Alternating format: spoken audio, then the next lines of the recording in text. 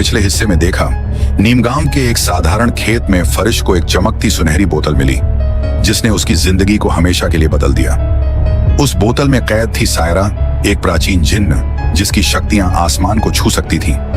लेकिन एक गलती ने फरिश की दुनिया उजाड़ दी। सायरा की जादुई गलती की वजह से उसकी प्यारी दादी हमेशा के लिए गायब हो गई। गुस्से और दुख में डूबा फरिश अब भी उस दर्द से उबर नहीं पाया था, लेकिन सायरा को अपनी आखिरी इच्छा से उसने हमेशा के लिए अपनी गुलाम बना लिया था। अब यह अनोखी जोड़ी एक नए रास्ते पर थी, जहां हर कदम पर नया रहस्य और नया खतरा इंतजार कर रहा था। सूरज की पहली किरणें नीमगाम के खेतों पर पड़ रही थीं, लेकिन आज हवा में एक अजीब सी बेचैनी थी। फरिश अपने कंधे पर फावड़ा लटकाए अपने छोटे से खेत की ओर बढ़ रहा था। उसका चेहरा अभी भी दादी की यादों से भारी था, लेकिन सायरा की शक्तियों ने उसके दिल में एक नई चमक जगा दी थी।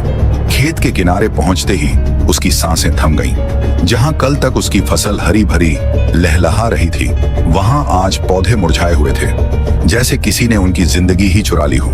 मिट्टी सूखकर बंजर हो चुकी थी और आसमान में एक भी बादल का टुकड़ा नहीं था।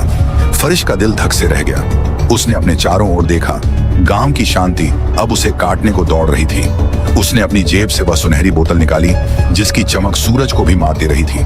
उसने धीरे से बोतल को रगड़ा और एक धुंधला धुआं हवा में तैरता हुआ सायरा की आकृति में बदल गया। सायरा का चेहरा आज भी उतना ही रहस्यमयी था। उसकी नीली आंखें तारों की तरह चमक रही थीं, लेकिन उनमें एक गहरी उदासी थी। फरिश ने बिना वक्त गंवाए कहा, सायरा, मेरी फसल मर रही है, तुम बारिश करा सकती हो, ऐसी बारिश जो मेरे खेत को फिर से जिंदगी दे दे।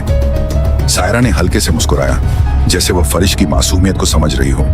उसने अपनी उंगलियां चटकाईं और आसमान में काले बादल उमड़ने लगे।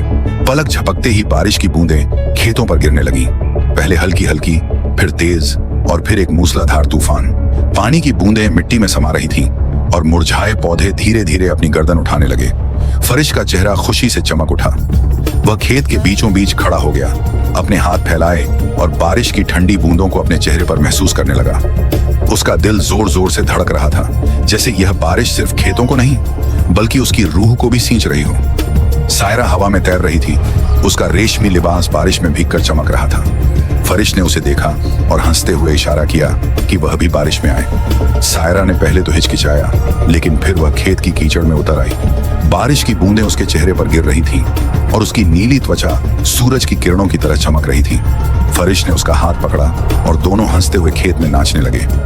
कीचड़ उनके पैरों में चिपक रहा था, लेकिन उनकी हंसी हवा में गूंज रही थी।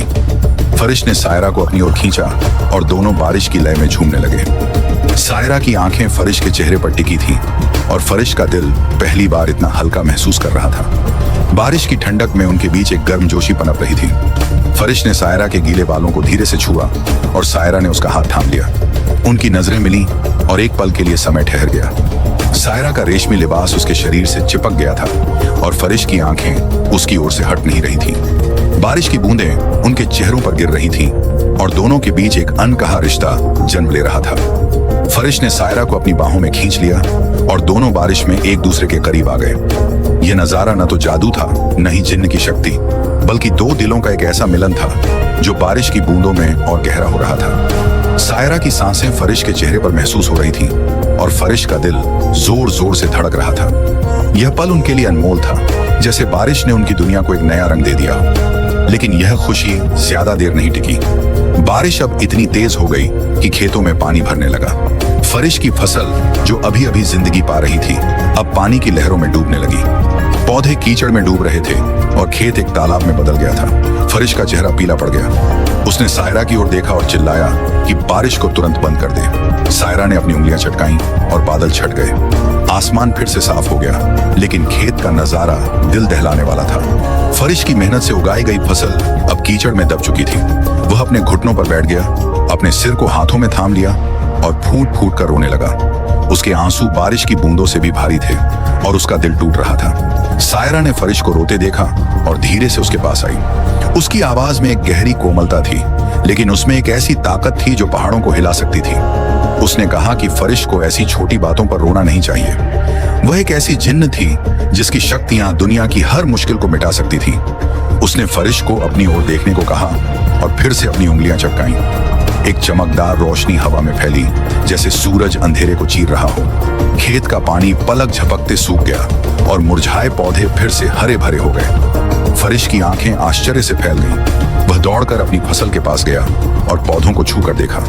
वे न केवल जिंदा थे, बल्कि पहले से कहीं ज्यादा मजबूत और हरे भरे थे। पौधों की पत्तियां सूरज की रोशनी में चमक रही थीं, जैसे वे फरिश की उम्मीदों को आईना दिखा रहे हों। फरिश का चेहरा फिर से खिल उठा। उसने सायरा की ओर देखा और हंसते हुए कहा कि अब उसके पास एक ऐसी शक्ति है जो कुछ भी कर सकती है। उसका मन सपनों से भर गया था। वह सोचने लगा कि सायरा की मदद से वह न केवल अपने खेत को बचा सकता है, बल्कि शायद अपनी दादी को भी वापस ला सकता है। दोनों हंसते बात करते हुए घर की ओर चल पड़े। फरिश का दिल खुशी से भरा था, लेकिन उसे नहीं पता था कि उसकी यह खुशी गांव में एक नए तूफान को जन्म देने वाली थी। नीम गांव में एक शख्स था जिसका नाम सुनते ही लोग अपने चेहरों पर नफरत और डर का भाव ले आते थे। बंसीलाल, एक 40 साल का आदमी जिसे गांव का सबसे निकृष्ट इंसान माना जाता था। उसकी आंखों में हमेशा एक चालाकी भरी चमक रहती थी और उसका चेहरा ऐसा था जैसे वह हर वक्त किसी साजिश में डूबा हो। गांव के लोग कहते थे कि बंसीलाल की नजरें हमेशा जवान लड़कियों पर टिकी रहती थीं। वह सड़कों पर चुपके से घूमता और उसकी मौजूदगी ही लोगों को असहज कर देती थी।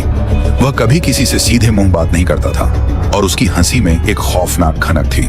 बंसीलाल के खेत गांव के सबसे बंजर खेतों में से थे, क्योंकि वह मेहनत से ज्यादा चालाकी पर भरोसा करता था। लोग कहते थे कि वह रात में जंगल में अजीब अजीब पूजा करता है और शायद किसी काले जादू का जानकार है। उसी सुबह जब फरिश अपनी फसल को फिर से हरा भरा देखकर खुश हो रहा था, बंसीलाल अपने खेत की ओर गया। उसकी फसल भी बारिश में डूब चुकी थी और खेत कीचड़ से भरे थे। उसने आसपास के खेतों को देखा और पाया कि गांव के हर खेत में पानी भरा था, लेकिन जब उसकी नजर फरिश के खेत पर पड़ी तो वह स्तब्ध रह गया। फरिश का खेत हरे भरे पौधों से लहलहा रहा था, जैसे बारिश ने उसे छुआ ही न हो। बंसीलाल का दिमाग शक से भर गया। उसने सोचा कि यह कोई साधारण बात नहीं हो सकती। फरिश, एक अनाथ लड़का जिसके पास न तो पैसा था और न ही कोई खास साधन, उसकी फसल इतनी अच्छी कैसे हो सकती है? बंसीलाल की आंखें सिकुड़ गईं और उसके दिमाग में एक खतरनाक विचार कौंधा। बंसीलाल ने चुपके से फरिश के घर की ओर रुख किया। वह जानता था कि फरिश अकेला रहता है और उसकी कोई मदद करने वाला नहीं है। सूरज ढल रहा था और गांव की गलियां सुनसान हो चुकी थीं। बंसीलाल ने फरिश के घर के बाहर छिपकर खिड़की से झांकना शुरू किया। अंदर का नजारा देखकर उसकी सांसें थम गईं। फरिश एक लड़की से बात कर रहा था जिसे बंसीलाल ने पहले कभी गांव में नहीं देखा था। उस लड़की की नीली त्वचा और चमकती आंखें किसी इंसान की नहीं लग रही थीं। फरिश और वह लड़की हंस रहे थे और लड़की ने हवा में उंगलियां चटकाईं, जिससे एक मेज पर ढेर सारा खाना प्रकट हो गया। बंसीलाल की आंखें आश्चर्य और लालच से चमक उठी। तभी उसने देखा कि वह लड़की धीरे धीरे धुएं में बदल रही थी और उस सुनहरी बोतल में समा रही थी। बंसीलाल का दिमाग चक्कर घिन्नी की तरह घूमने लगा। उसे यकीन हो गया कि यह कोई चुड़ैल या भूत है जो फरिश को अपने जाल में फंसा रही है, लेकिन उसका लालची मन उस बोतल की ओर खींचा जा रहा था। उसे लगा कि अगर वह उस बोतल को हासिल कर ले तो वह भी फरिश की तरह अपनी हर इच्छा पूरी कर सकता है। उसका मन डर और लालच के बीच झूल रहा था, लेकिन लालच ने डर को दबा दिया। उसने ठान लिया कि वह उस बोतल को चुराएगा, चाहे इसके लिए उसे कुछ भी करना पड़े। रात हो चुकी थी। नीम गांव की गलियां अंधेरे में डूब गई थीं और केवल चांद की रोशनी खेतों पर पड़ रही थी। बंसीलाल अपने घर लौट आया, लेकिन उसका दिमाग उस सुनहरी बोतल के इर्द गिर्द घूम रहा था। उसने सोचा कि फरिश एक मासूम लड़का है और उसे आसानी से ठगा जा सकता है, लेकिन अगर वह बोतल में कैद प्राणी कोई चुड़ैल निकली तो क्या होगा? बंसीलाल ने अपने डर को दबाया और एक योजना बनानी शुरू की। उसने फैसला किया कि वह अगली रात फरिश के घर में चोरी से घुसेगा और बोतल चुरा लेगा। उधर फरिश अपने छोटे से घर में सायरा के साथ बातें कर रहा था। सायरा ने उसे अपनी प्राचीन कहानियां सुनाई, जिसमें उसने बताया कि कैसे उसने सूर्यवंश के लोगों की मदद की थी और कैसे उसकी दया ने उसे मुसीबत में डाला था। फरिश उसकी बातें सुनकर मंत्रमुग्ध हो रहा था, लेकिन उसे नहीं पता था कि उसकी खुशी और सायरा की शक्तियां अब गांव में एक नई साजिश को जन्म दे रही थीं। बंसीलाल की नजरें उस बोतल पर थीं और उसका लालच नीम गांव को एक नए खतरे की ओर ले जा रहा था। क्या होगा आगे? क्या बंसीलाल उस सुनहरी बोतल को चुरा पाएगा? अगर फरिश को बंसीलाल की साजिश का पता चला तो क्या वह सायरा की शक्तियों का इस्तेमाल करके उसे सजा देगा, या फिर सायरा की शक्तियां फरिश को और गहरे संकट में डाल देंगी? नीम गांव का यह रहस्य अब और गहरा हो चुका था और हर कदम पर एक नया खतरा इंतजार कर रहा था। यह कहानी अभी खत्म नहीं हुई है। फरिश और सायरा की जोड़ी का अगला कदम क्या होगा और बंसीलाल की साजिश का क्या अंजाम होगा? जानने के लिए इंतजार कीजिए भाग 3 का। अगर आपको हमारी मेहनत और यह वीडियो पसंद आई तो एक लाइक जरूर करें। ऐसी और बढ़िया बढ़िया वीडियो देखने के लिए हमारे चैनल को करें सब्सक्राइब और कमेंट में बताइए आपको वीडियो कैसी लगी। मिलते हैं अगली वीडियो में, तब तक के लिए बाय।